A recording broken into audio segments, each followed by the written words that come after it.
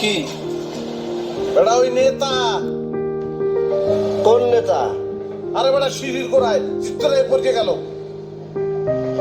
ঘটনাটা কি বুঝছো?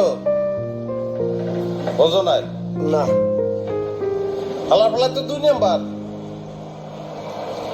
সেমি দুটো কি কইলো? জমি দখল করছে আগো। এলাকায় যাইতে আছে নির্বাচন করতে। টাহা ছিটাইয়ে ভোট কেনবে। বেটা তুই নির্বাচন করবি কর, ফেরেস নির্বাচন কর। হ্যাঁ, টাকা ছিটাইয়ে ভোট কেনবে, চিন্তা করছো?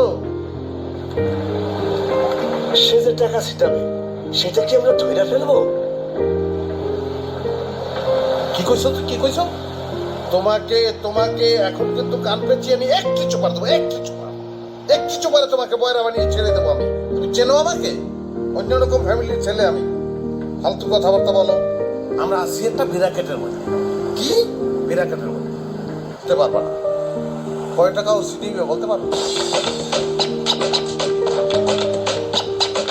10 লাখ। তুই আগা করে একটা খয়রাত দে, তোর নজরও খয়রাত দে। বেটা 10 লাখ টাকার মামলা হইলে এই বিষয় নিয়ে আমি আলাপ আলোচনা করি। মিনিমাম 50 লক্ষ টাকার মামলা এখানে। কি 50 লক্ষ টাকার মামলা? টাকা আছে মিলে গেছে দেখবে। আমার কাছে যায় আসে? কিছু যায় আসে না। নির্বাচন সেই মারফত সে মিলাইবে।